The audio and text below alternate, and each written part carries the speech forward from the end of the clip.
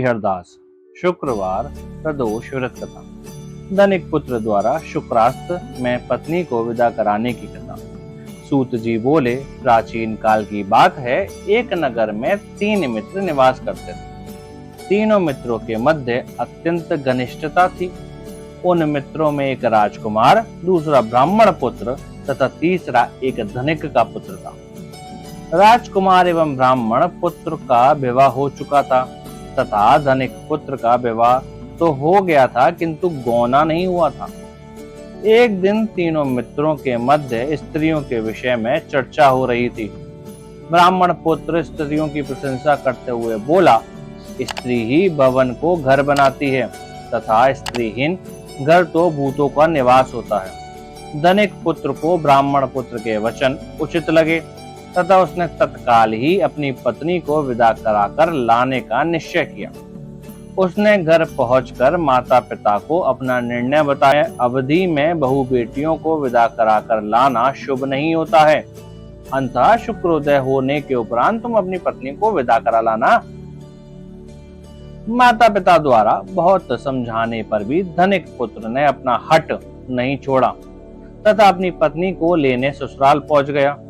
ससुराल में भी उसके सास ससुर ने भी शुक्रोदय होने के पश्चात पुत्री की विदाई करने का निवेदन किया, किंतु उसने किसी की भी बात नहीं मानी और अपना निर्णय पर अड़ग रहा।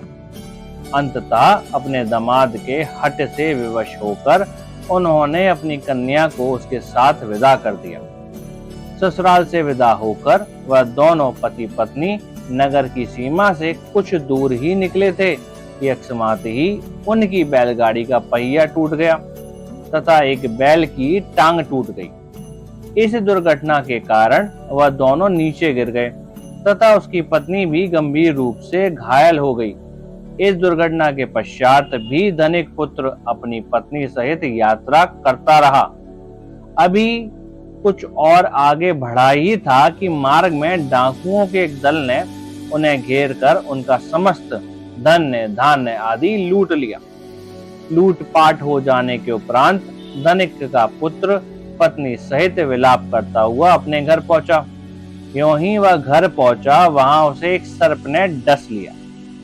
उसके पिता ने अपने पुत्र के उपचार हेतु श्रेष्ठ वैद्यों को बुलाया।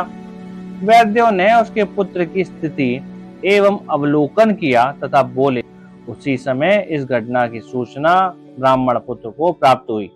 उसने धनिक से कहा, आप अपने लड़के को पत्नी सहित बहू के घर वापस भेज दीजिए तथा शुक्र प्रदोष व्रत का संकल्प लीजिए। ये सारी बाधाएं इसलिए उत्पन्न हुई हैं क्योंकि आपका पुत्र सुकास्त्र में अपनी पत्नी को विदा कराकर लाया है।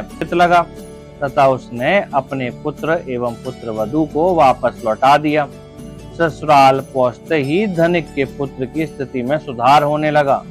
तदुपरांत भगवान शिव की कृपा से दोनों सुख एवं आनंद पूर्वक व्यतीत किया तथा अंत में उत्तम लोक को प्राप्त हुए। शुक्रवार त्रयोदशी व्रत। शुक्रवार त्रयोदशी प्रदोष व्रत की पूजा विधि सोम प्रदोष के समान ही है। इस व्रत में श्वेत रंग तथा खीर आदि पदार्थों का सेवन किया जाता है। ऐसी ही दिव्य कथा सुनने के लिए चैनल को सब्सक्राइब करें और घंटी दबाएं। कमेंट करें। ऐसी ही दिव्य कथा सुनने के लिए चैनल को सब्सक्राइब करें और घंटी दबाएं और कमेंट करें। नमः पार्वती पते हर हर हर महादेव।